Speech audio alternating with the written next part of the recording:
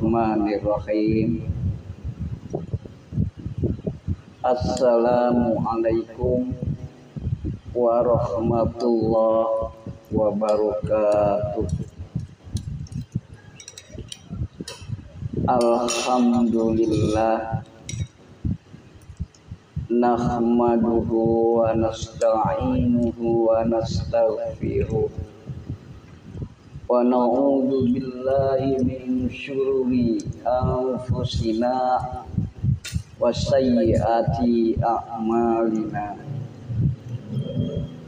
May yahdihillahu fala mudilla lahu wa may yudlil fala hadiya lahu. Asyhadu an la ilaha illallah wahdahu la syarika lah wa asyhadu anna Muhammadan abduhu wa rasuluh la nabiyya ba'dah. Allahumma sholli ala Muhammad wa ala alihi wa sahbihi wa man tabi'ahu wa mawala. La haula wa la quwata illa billah. Amma ba'du. Wa qala Allah ta'ala fil Qur'anil Karim, a'udzu billahi minasy syaithanir rajim. Ya ayyuhalladzina amanu taqullaha haqqa tuqatih wa la tamutunna illa wa antum muslimun.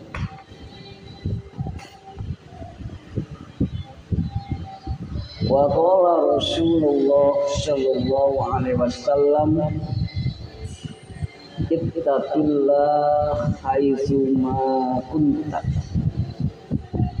wa atbi'is sayyiati tamhuha. Shadaqallahul azim wa shadaqar rasulul karim. Alhamdulillah, para pemirsa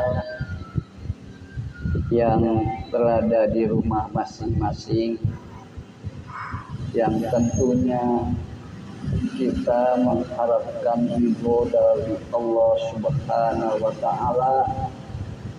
Segala puji dan syukur juga yang mana Allah telah memberikan rahmat kepada kita semuanya. Oleh karena itu, kita sama-sama memanjatkan puji syukur kehadirat Allah Subhanahu wa Ta'ala yang telah memberikan kenikmatan dan kesehatan pada kita semua, sehingga pada malam ini kita berada di rumah masing-masing sedikit sambil mendengarkan tausiah dari kami, yaitu dari sahabat AR. Tentunya juga kita mengharapkan perbuatan-perbuatan yang terbaik di alam dunia yang fana. Para pemirsa sekalian, ada suatu hadis. Hadis ini sering sekali disampaikan oleh para asatid kita, baik di masjid-masjid, di masjid taklim, bahkan di YouTube juga, bahkan secara perorangan juga.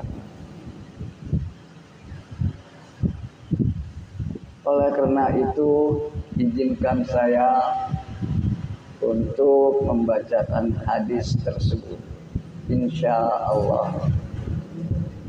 Dalam suatu hadis dari Abu Hurairah yang diriwayatkan oleh muttafaqun alaih, yang diriwayatkan oleh muttafaqun alaih. Hadis ini yang sebenarnya satu paket 3 hadis dan 3 kalimat dari Rasulullah, hanya saja satu saja yang saya sampaikan dengan singkat, yang bunyinya insyaallah, man kana yu'minu billahi wal yaumil akhir falyaqul khairan aw liyasmut. Hadis yang sederhana ini ternyata bermakna bagi kita, bagi kehidupan kita yang harus kita amalkan sehari-hari. Yang artinya, siapa saja yang beriman kepada Allah dan hari kemudian, maka berkatalah kepada sesama manusia dengan perkataan yang baik. Kalau tidak bisa, auliasmut, lebih baik diam.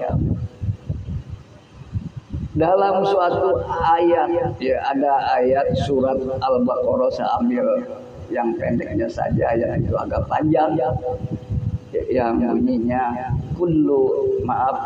a'udzu billahi minasyaitonir rajim. Kullu linnasi husna. Berkatalah kamu kepada manusia dengan perkataan yang baik, artinya agar kamu menjadi orang yang baik dengan ucapan perkataan yang kita ucapkan kepada lawan kita bicara.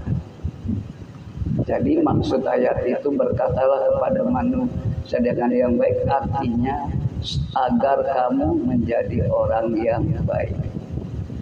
Dalam suatu hadis yang saya ucapkan tadi, kenapa kita harus berkata baik kepada sesama manusia? Memang manusia adalah makhluk komunikatif, saling membutuhkan satu sama yang lain.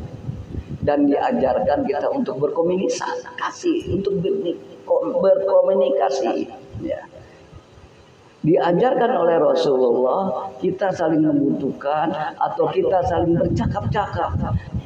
Di mana kita sering sekali bercakap-cakap berdua atau lebih dari 2 orang, berkumpul di masjid atau di jalan sambil jalan atau pertemuan kita.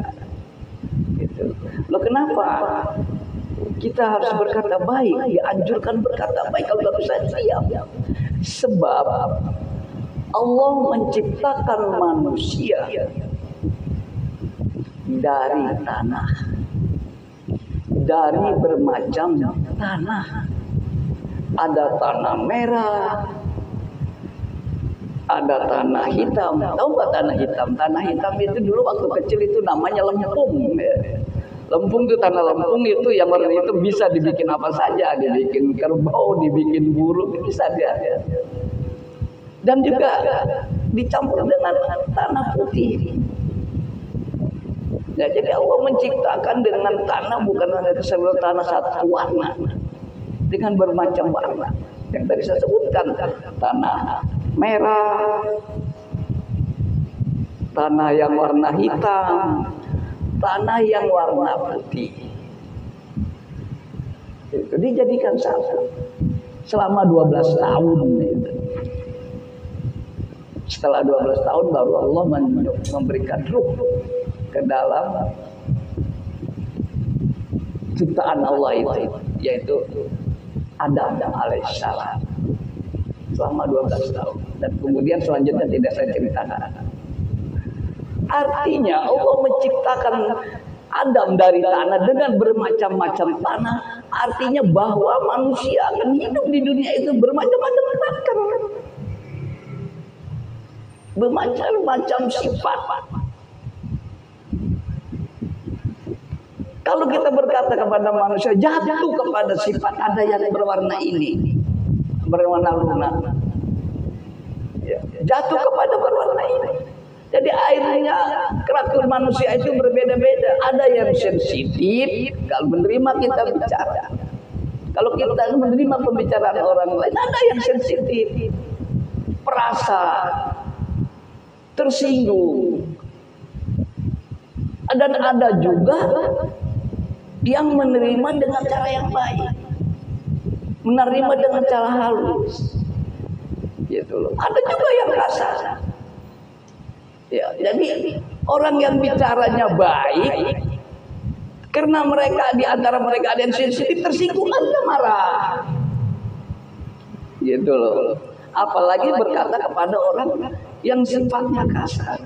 Kita bicaranya baik, dia marah, inilah itu. Jadi kita harus berhati-hati bicara.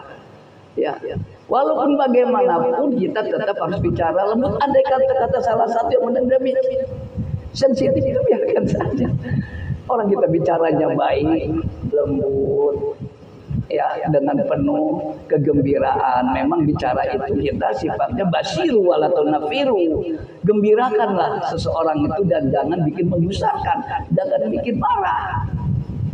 Gitu loh. Makanya kita diperintahkan bicara kepada orang dengan perkataan yang baik. Khawatir terjadi kita kepada orang yang mempunyai sifat yang berbeda. Artinya berkelisian.